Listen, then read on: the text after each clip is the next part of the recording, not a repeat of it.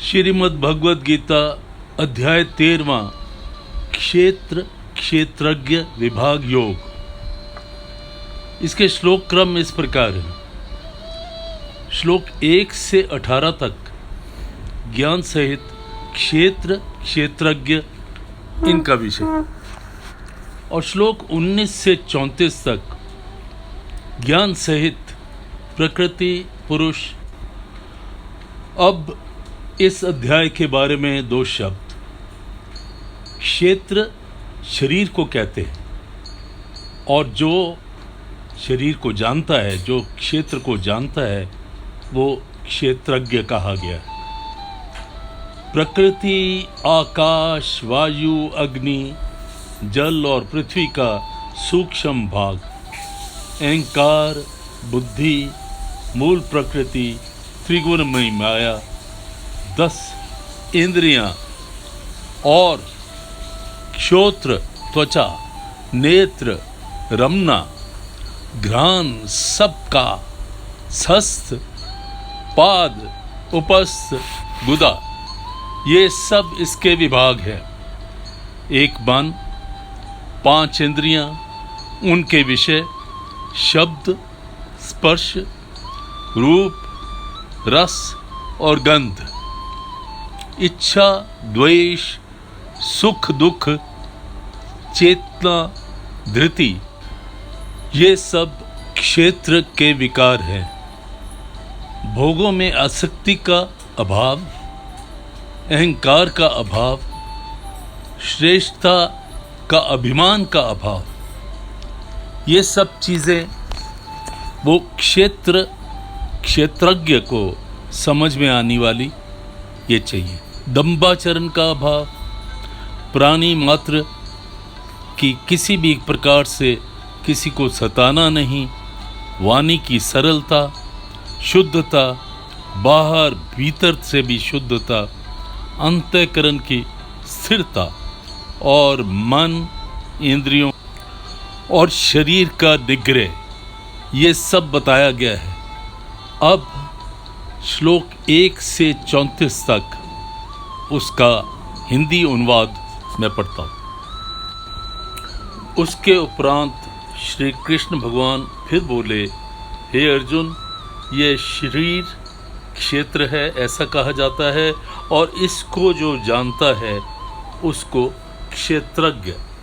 ऐसा उनको तत्व को जानने वाला ज्ञानी जन कहते हैं। और हे अर्जुन, तू सब क्षेत्रों में क्षेत्रज्ञ अर्थात जीवात्मा भी मेरे को ही जान, और क्षेत्र क्षेत्रज्ञ का अर्थात विकार सहित प्रकृति का और पुरुष का जो तत्व को जानना है वह ज्ञान है, ऐसा मेरा मत है। इसलिए वह क्षेत्र जो है और जैसा है तथा जिन विकारों वाला है और जिनके कारण जो हुआ है, तथा वह क्षेत्रज्ञ भी जो है और जिस प्रभाव वाला है, वह सब मैं संक्षेप में तेरे लिए कहूँगा, तो सुन। यह क्षेत्र और क्षेत्रज्ञ का तत्व ज्ञान ऋषियों द्वारा बहुत प्रकार से कहा गया है, अर्थात समझाया गया है, और नाना प्रकार के वेद मंत्रों के विभाग से कहा गया है, तथा अच्छी प्रकार निश्चय किए हुए युक्ति युक्त ब्रह्म सूत्र के पदों द्वारा भी वैसा ही कहा गया है। और हे अर्जुन, वही मैं तेरे लिए कहता हूँ कि 5 महाभूत अर्थात आकाश, वायु, अग्नि, जल और पृथ्वी का सूक्ष्म भाव, अहंकार, बुद्धि और मूल प्रकृति अर्थात त्रिगुणमयी माया भी, तथा 10 इंद्रियां अर्थात श्रोत्र, त्वचा, नेत्र, रसना और घ्राण एवं वाक, हस्त, पाद, उपस्थ और गुदा, एक मन और 5 इंद्रियों के विषय अर्थात शब्द, स्पर्श, रूप, रस और गंध, तथा इच्छा, द्वेष, सुख दुख और स्थूल देह का पिंड एवं चेतना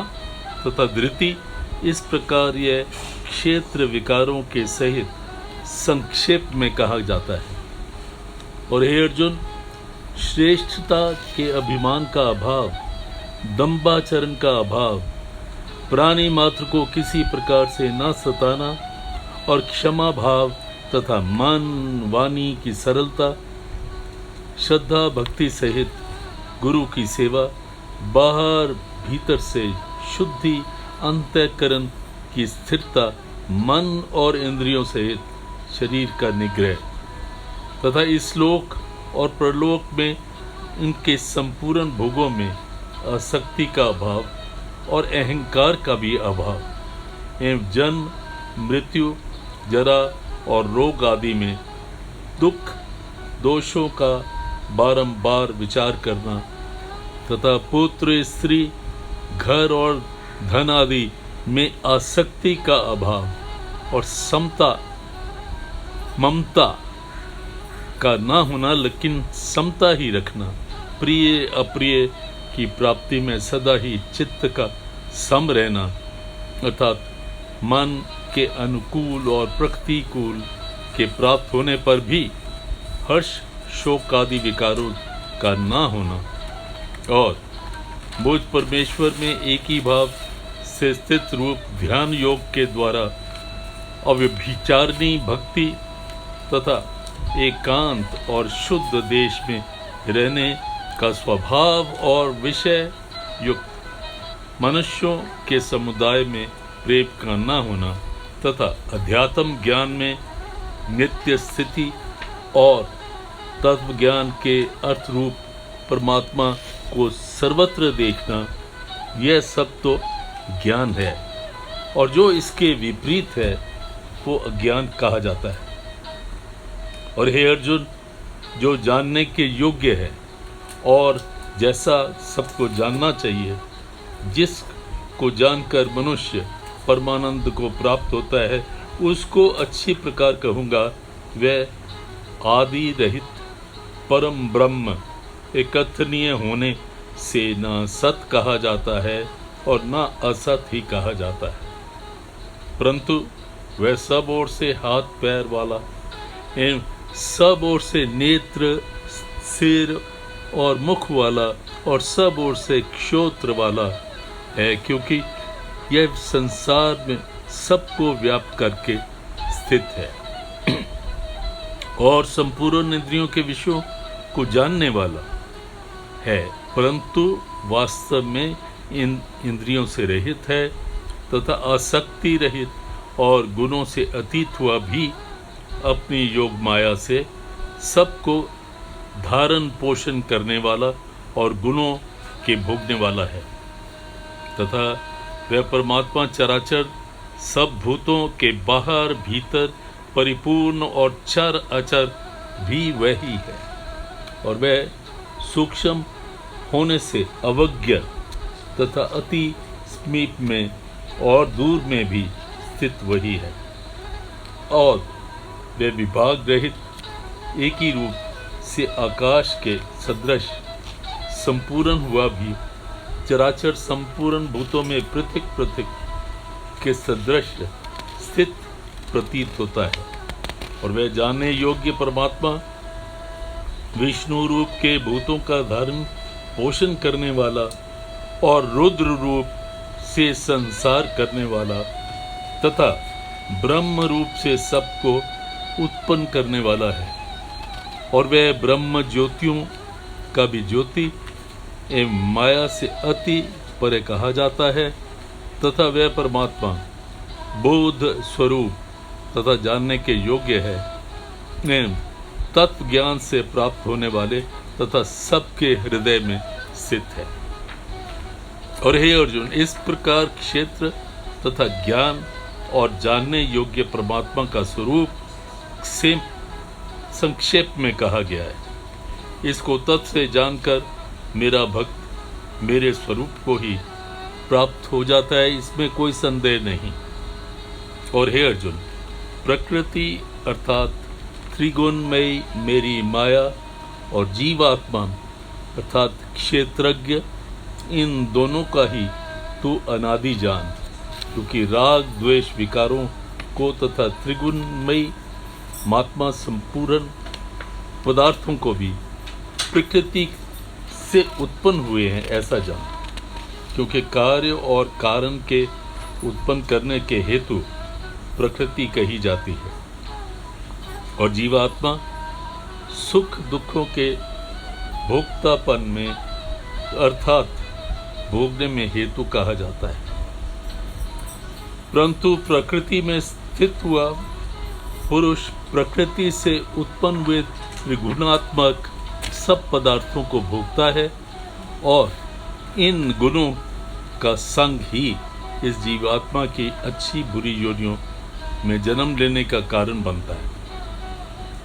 वास्तव में तो यह पुरुष इस देह में स्थित हुआ भी अर्थात त्रिगुणमयी माया से सर्वदा अतीत ही है। केवल साक्षी होने से उपद्रष्टा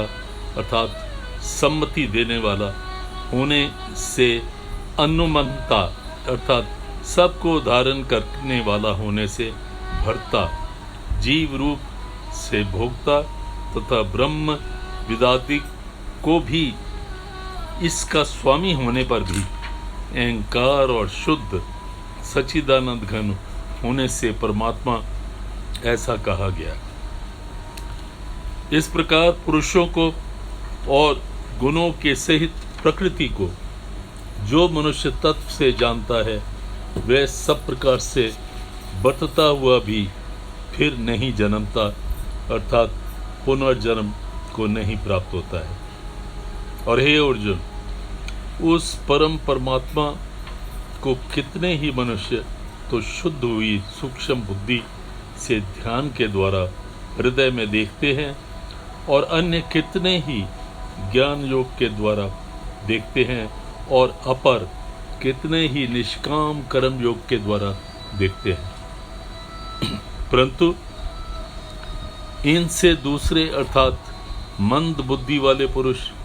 हैं, वे स्वयं इस प्रकार ना जानते हुए भी दूसरों के अर्थात तत्व के जानने वाले पुरुषों को सुनकर ही उपासना करते हैं अर्थात उन पुरुषों के कहने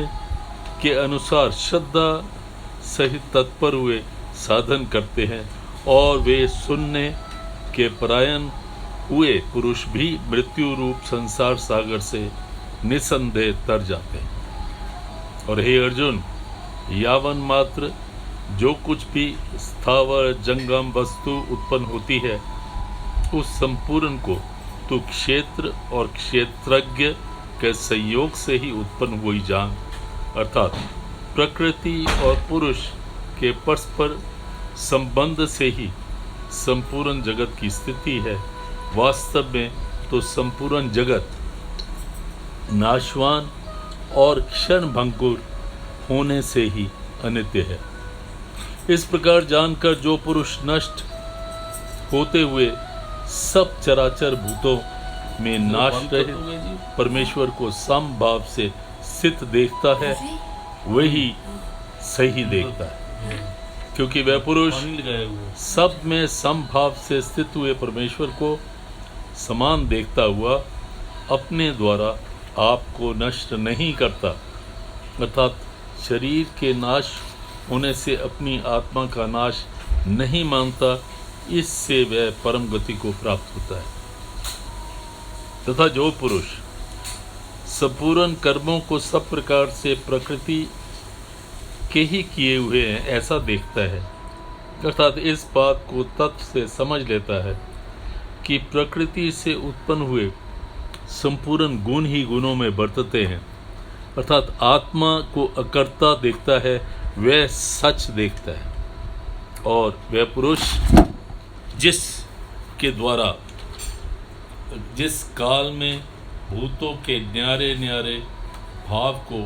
एक परमात्मा के संकल्प के आधार से स्थित देखता है